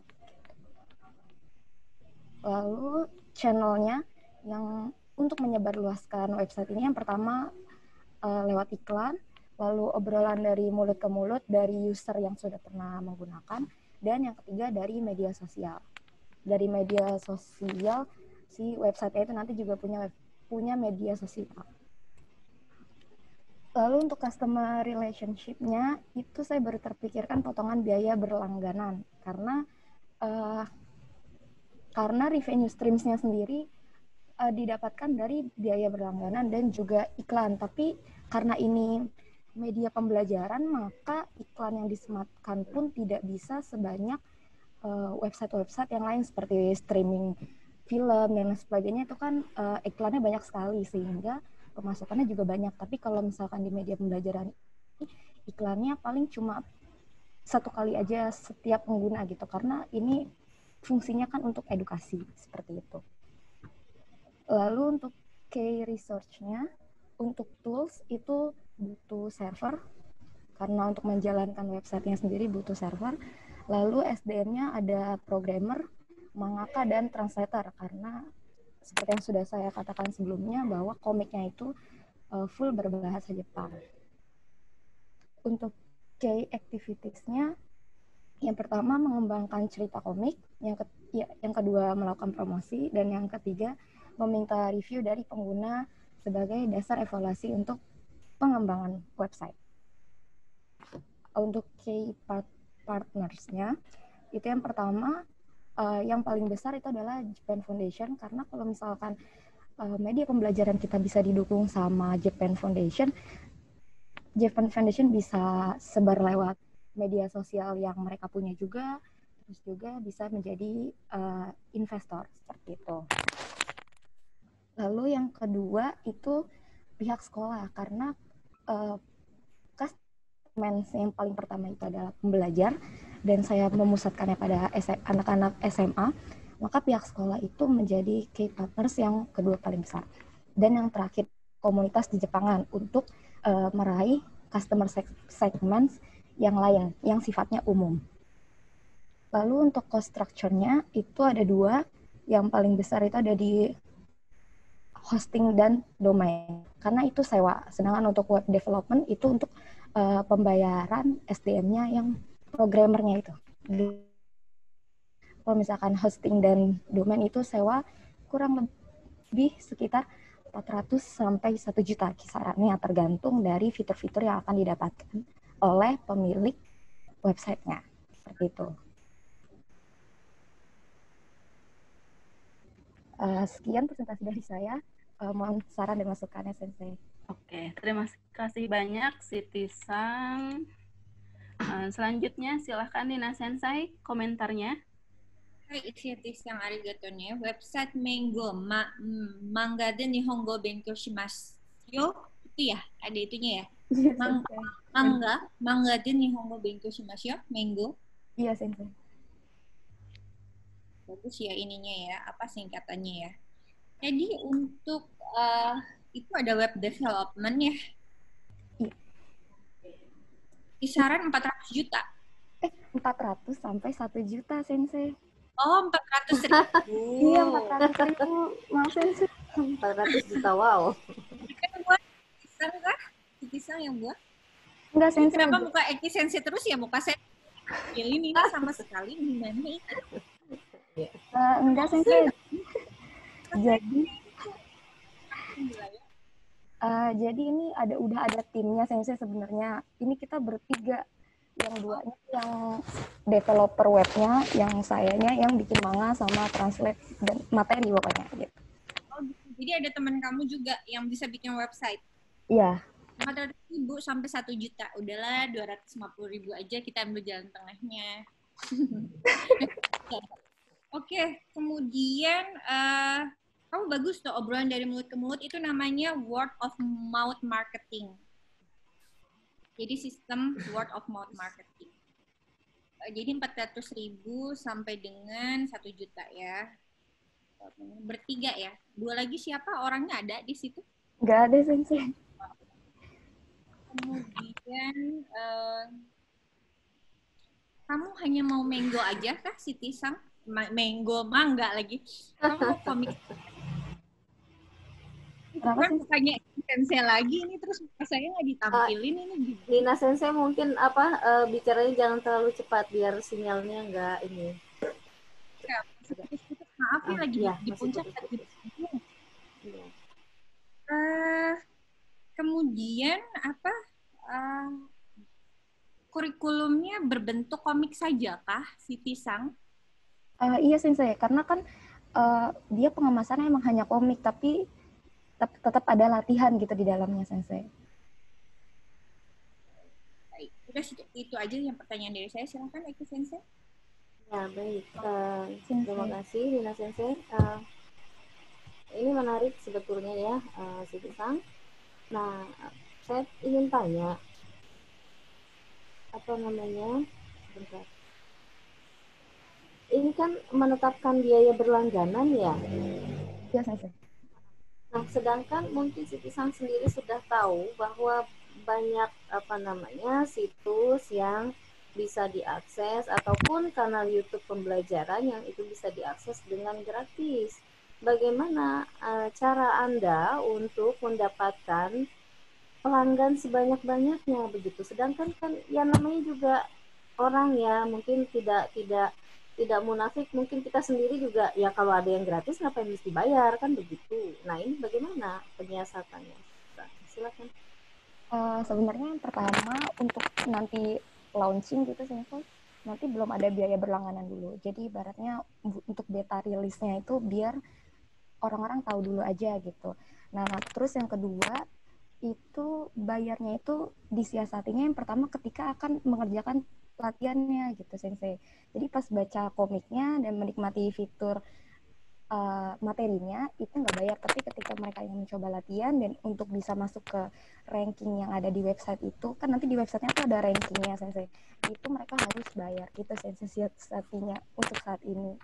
Lalu modalnya balik nggak kalau kayak begitu? Nanti kalau orang hanya melihat ininya saja, komiknya saja tanpa mau mengerjakan latihan dan segala macam dan mereka tidak mau membayar untuk itu, apa yang Anda dapatkan gitu? Profitnya dari mana? Nah itu Sensei yang pertama itu makanya ada yang kedua itu lewat iklan gitu Sensei. Seperti itu Sensei paling. Baru itu sih Sensei yang terpikirkan untuk dapat profitnya dari mana, karena kan awalnya bikin ini kan ini untuk proyek skripsi Sensei sebenarnya. Nah itu kan ngambilnya dari segi pendidikannya aja, jadi belum mencari-cari kalau misalkan dijadikan bisnis profitnya bisa dari mana ya selain dua hal yang udah saya sebutkan tadi gitu Sensei. Oke, aplikasi sepertinya ya. Kenapa Nina Sensei? Aplikasi website ini websitenya bisa dibuat mobile apps. Apps bisa Sensei, tapi kalau misalkan mau dijadikan mobile apps kita butuh SDM dan tools tambahan, karena untuk bikin mobile apps perlu laptop yang sedikit high spec. Ya. Berarti kendalanya di situ ya? Iya Sensei. Baik, saya rasa cukup untuk pertanyaan dari saya ya. Oke, baik. Terima kasih Nina Sensei, Eki Sensei, dan juga... Terima kasih Bu Eva. Tadi siapa ya? Siti Sang ya? Oke. Site Sang. Iya, Sensei. Oke, selanjutnya kita masuk ke presentasi peserta ke-7 atas nama Santa Natalia. Nah, Mbak Santa ini merupakan presenter kita yang paling bersemangat loh, Ibu Bapak, karena beliau telah mengajukan 2 proposal sekaligus nih. Iya tuh. Ya. Mbak Santa sudah siap? Siap, Sensei. Oke, baik. Silahkan presentasinya dimulai. Yang terhormat para Sensei dan juga rekan-rekan semua, selamat siang. Perkenalkan, nama saya Santa Natalia dari Universitas Negeri Jakarta. Saya mengajukan 2 konsep, yaitu pendidikan bahasa Jepang dan kuliner khas Jepang. Jadi ini bisnis model kanvasnya. Untuk pendidikan bahasa Jepang, saya menggunakan konsep One Stop Japanese Learning Place. Jadi apa sih One Stop Japanese Learning Place? One Stop itu diadaptasi dari One Stop Shopping, yang artinya satu kali berhenti. Di mana ketika kita pergi ke satu tempat, kita bisa melakukan banyak hal. Jadi One Stop Japanese Learning Place itu adalah tempat untuk belajar segala hal yang berkaitan dengan Jepang, bahasa, budaya, sejarah, dan lain-lainnya. Lalu kita juga ada bisnis di dalamnya seperti mini shop untuk menjual peralatan atau pernak-pernik Jepang. Customer segmennya ada di rentang 7-30 tahun, dan juga untuk menjaga customer relationship-nya, kita ada counselor di tempat. Jadi counselor di tempat itu untuk mendengarkan keluh kesah atau feedback dari murid. Lalu kita sosial media juga. Untuk mempromosikan tempat ini, kita bisa melalui website dan juga sosial media. Value propositions-nya, seperti tadi, tidak hanya belajar bahasa Jepang, ada juga kelas budaya, kelas sejarah, dan kelas hobi. Lalu serta menyediakan peralatan atau pernak-pernik Jepang, seperti kwashodo atau peralatan untuk tata cara minum teh. Lalu activities-nya ada perlombaan tahunan, program referral, potongan harga siswa berprestasi, dan juga evaluasi bulanan. Program referral ini dapat dilakukan oleh murid atau staff ketika mereka membawa teman, sehingga teman mereka dapat join ke tempat ini. Lalu key resource-nya kita pasti membutuhkan guru bahasa Jepang ataupun orang yang paham tentang kebudayaan Jepang, sejarah Jepang, dan kelas hobinya tersebut. Juga kita butuh staff untuk memanage tempatnya itu. Key partners-nya kita membutuhkan investor, murid dan staf, serta komunitas sosial media dan sekolah. Lalu cost structure-nya pasti adanya biaya operasional, sewa tempat, gaji guru dan staf, biaya iklan, acara tahunan, dan sejumlah dana untuk referral friends dan siswa yang berprestasi. Pendapatannya kita bisa dapat dari pendapatan dari siswa ketika mereka bergabung, lalu pendapatan dari penjualan atau pernak-pernik Jepang. Jadi ini ide kelasnya, kelas bahasa Jepang, kelas budaya itu seperti kelas tata cara minum teh, kaligrafi Jepang, lalu ada kelas sejarah juga, kelas hobinya manga atau masakan khas Jepang. Jadi ini konsep tempatnya, kita buat desain interiornya sedemikian rupa sehingga murid merasa seperti di Jepang gitu. Lalu ada mini shopnya seperti ini. Nah yang kemudian ini tentang kuliner khas Jepang, saya mengusung Japanese Snack Stall. Jadi apa itu Japanese Snack Stall? Sebuah kios atau stall kecil yang menjual makanan ringan khas Jepang yang disajikan langsung kepada pembeli. Jadi segmennya masyarakat umum 8-50 tahun, relationship-nya kita bisa melalui sosial media, feedback sosial media, lalu promosi dan juga bekerja sama dengan e-wallet seperti OVO, GoPay, dan ShopeePay. Channels-nya seperti itu, sosial media, flyer, mulut ke mulut. Value propositions-nya adalah kita cari makanan Jepang yang dinilai jarang di Indonesia, makanan kecil. Lalu menyediakan snacks impor Jepang. Lalu key activities-nya kita ikut berpartisipasi dalam event Jepang seperti Enichisai, Jiu Matsuri, dan lain-lain. Ada training staff, pengembangan menu, dan evaluasi penjualan. Key resource-nya pasti kita membutuhkan staff yang untuk menjaga kiosnya tersebut dan memasak, lalu aplikasi keuangan. Partners-nya kita butuh investor, tempat dan sosial media. Cost structure-nya, kita pasti butuh biaya operasional, biaya bahan baku, biaya mengikuti event, dan iklan. Pendapatannya dari mana? Dari penjualan, dari misalnya kita ada teman yang mau titip jual snack Jepang, bisa kita dapat dari situ.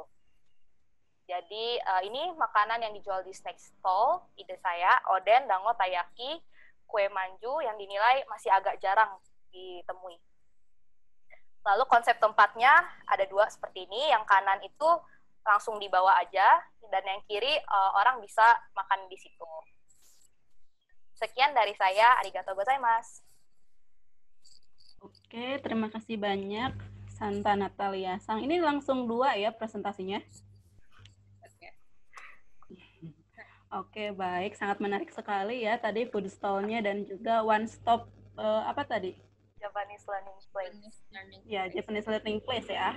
Oke, baik. Silahkan Nina Sensei, komentarnya. Hai, ini menarik ya. Tadi ada gambar-gambarnya juga yang tatami. Itu saya juga pengen banget. Suara saya terdengar? Terdengar. Hai, Santa Natalia Sang. One Stop Japanese Learning Place sama tadi yang diajukan BMC tentang makanan itu bisa digabungin satu tempat. Saya mau tanya, untuk One Stop Japanese Learning Place, harga paket belajarnya piro? How much?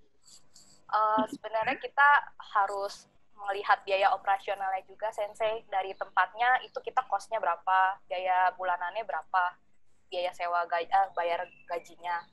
Lalu kalau saya sih diharapkan bisa range-nya 400 ribuan sampai 1 juta untuk satu grade gitu. Jadi satu paket, bukan per bulan gitu, Sensei. Satu grade itu berapa kurikulum, berapa lama, berapa bulan? Mungkin 3 bulan, Sensei. 400 sampai 1 juta, 3 bulan per orang. Iya. Belajarnya durasi berapa lama? Kalau tempat kursus kan biasanya 1,5 jam. Nah, kurang lebih segitu, Sensei. 1,5 jam. Harinya seminggu berapa kali?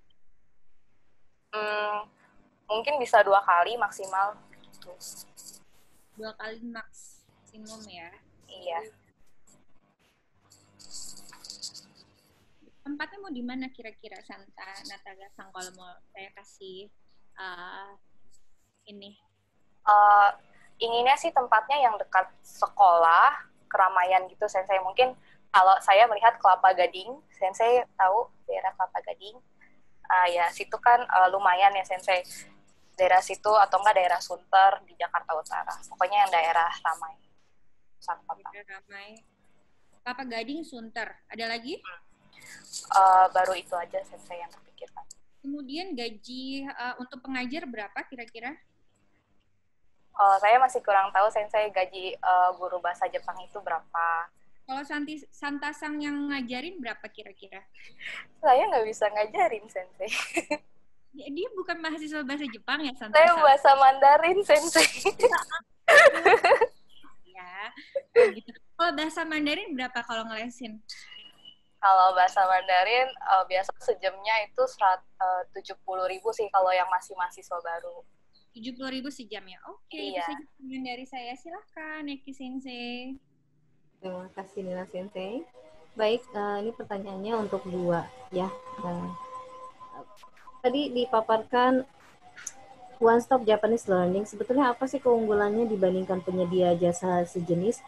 Bukannya sudah banyak ya untuk untuk pengajaran bahasa Jepang begitu ya. Kemudian tadi juga dibilang ada produk budaya ya. Produk budaya yang dijual itu apa konsepnya? Seperti apa kira-kira? Lalu langsung bersambung saja ya ke Japanese snack stall-nya. Sebetulnya tadi kan Nina Sensei sempat bilang ini semuanya bisa dijadikan satu tempat ya dengan One Stop Japanese Learning gitu ya. Tapi kalau dari Santasang sendiri mau dijadikan tempat yang berbedakah atau dijadikan satu tempat seperti itu? Lalu bagaimana dengan ini kan namanya produk makanan. Kita harus agak sedikit aware dengan kekhawatiran orang, katakanlah mungkin mayoritas muslim begitu ya, dengan kehalalannya. Nah, bagaimana dengan seperti itu? Apakah yang dijual di snack stall ini hanya yang halal sajakah ataukah yang non halal juga akan dijualkah atau bagaimana? Ini ya keputusannya dari Santasang terhadap produk-produk yang akan terima dijual. kasih Sensei atas pertanyaannya. Keunggulan dari One Stop Japanese Learning Place itu adalah adanya kelas-kelas hobi, Sensei. Jadi tidak hanya belajar bahasa Jepang. Jadi tadi kan target pasarnya sampai 30 tahun. Nah, mungkin orang dewasa tertarik untuk belajar sejarah, belajar budayanya gitu. Nanti mungkin dari belajar budaya tersebut mereka tertarik untuk belajar bahasa Jepang. Jadi itu keunggulannya. Kan kalau kita udah sering lihat les bahasa Jepang tuh udah banyak. Tapi kayak les-les yang detail-detail Jepangnya ini masih kurang. Lalu untuk konsep produk kedai, jadi sebenarnya yang ingin ditekankan itu adalah makanan ringan yang jarang di Indonesia. Seperti kalau takoyaki itu kan udah sering banget. Nah, kita tadi menunya ada oden, taiyaki, kue manju, nah itu jarang. Dan itu menunya kita bikin halal semua. Dan untuk dijadikan satu tempat, saya setuju saja, karena kan kita melihat modalnya juga, untuk menghemat modal bisa juga. Jadi kan dari misalnya One Stop Learning Place-nya itu sudah ramai, nah itu bisa jadi pangsa pasarnya juga di situ. Terima kasih, Sensei. Baik, terima kasih atas jawabannya. Saya kembalikan ke Eva Sensei, silakan Eva Sensei. Baik, terima kasih Nina Sensei dan juga Eki Sensei. Nah, barusan itu peserta nomor 7 dan nomor 9 ya. Kebetulan dua peserta ini orangnya sama karena telah mengirimkan 2 proposal. Dan kita sudah memasuki babak yang keberapa ini? Keempat, yaitu pemaparan feedback mengenai proposal business plan dari para dewan juri, yaitu dari Eki Sensei dan juga dari Nina Sensei. Mungkin ada yang ingin disampaikan tentang proposal para peserta hari ini. Silahkan Eki Sensei dulu, apa Nina Sensei dulu? Nina Sensei dulu saja. Oh, baik. Gendang. Ibu senior saya duduk dahulu, kan? Enggak. Silakan Nina Sensei dulu saja. Pelan-pelan Nina Sensei ininya bicaranya, takutnya ini sinyalnya lost nanti. Ini nih gini ya, Pak Arif ini kok muka saya nggak ditampilin. Gimana sih ini dari tadi? Panggil akan gendangnya dulu. Arif. Mungkin karena kalah sinyal kali ya, jadinya tertukar begitu. Ini suara saya aja loh. Oh iya. Baik ya, saya mulai untuk feedbacknya untuk 9 peserta dari ribuan orang yang sudah mengirim bisnis model Canvas ke email jurusan bahasa Jepang. Saya sangat bahagia sekali ya, karena saya mengajar bisnis model Canvas kemarin di webinar itu hanya berapa puluh menit, namun untuk presentasinya sangat amat memuaskan dari ke-9 peserta tersebut. yang kita sudah pilih ya. Eki Sensei ya, setuju ya Eki Sensei ya? Ya, setuju. Jadi bayangkan kalau kita mengajar ini selama berapa SKS, mungkin udah langsung tuh di 4 SKS langsung publish ya, langsung berdiri kita gitu udah ya kayak usahanya. ya Eki Sensei ya, dengan konsep-konsep bisnis model kanvas yang baru gagasan saja, namun sudah lumayan matang. Ya, betul. Dan saya harap untuk 9 peserta yang ya ada iklan ke 9 peserta yang sudah kami pilih, saya harap ilmu yang saya ajarkan bisa bermanfaat dan bisa diaplikasikan. Tunggu tanggal 7 Agustus kita akan umumkan pemenang dan mitra. Saja dari saya, silahkan Ibu Eki. Ya, baik. Terima kasih Nina Sensei. Kalau dari saya, sama tadi seperti Nina Sensei katakan bahwa memang gagasan-gagasannya itu variatif ya. Masing-masing peserta itu punya ide sendiri gitu. Nah, ini menunjukkan bahwa apa? Betul sekali mungkin bagi yang muslim memang sudah mengetahui rezeki itu Allah yang atur. Nah, itu salah satunya gitu ya. Jadi itu ditunjukkan dengan cara apa? Setiap orang tidak punya cara berpikir yang sama untuk mengusulkan sebuah ide usaha. Nah, itulah kekayaan diri kita sendiri. Nah, bagi yang sekarang mungkin ada ide yang masih belum tergali, belum matang gitu ya perencanaannya, itu nanti bisa dieksplor lagi. Kiranya yang sekarang saja pun itu sudah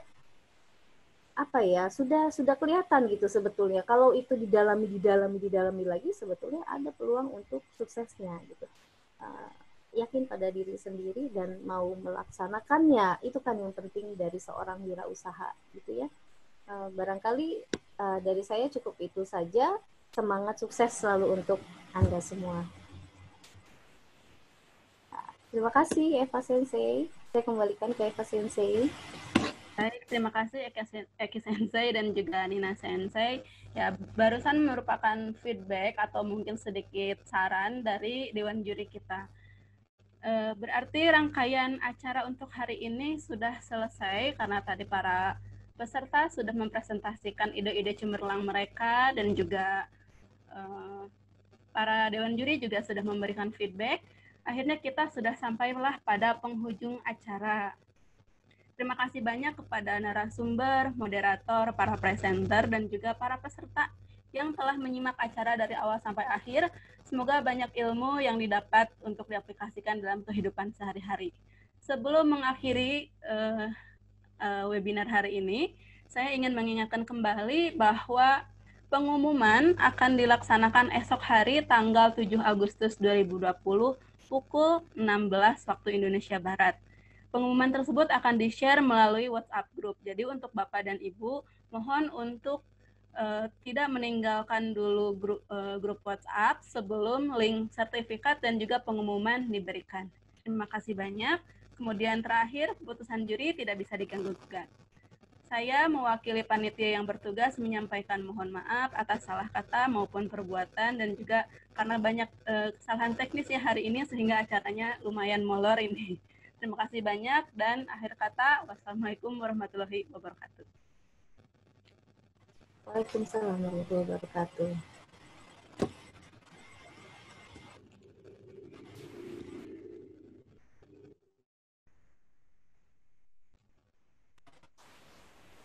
Para peserta sudah diperbolehkan meninggalkan meeting, Eva Sensei?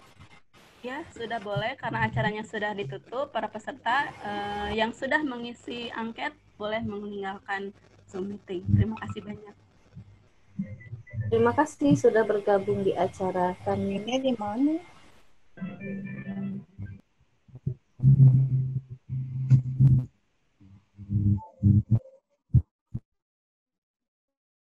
Ya, saya melihat ada Ibu Juju Juang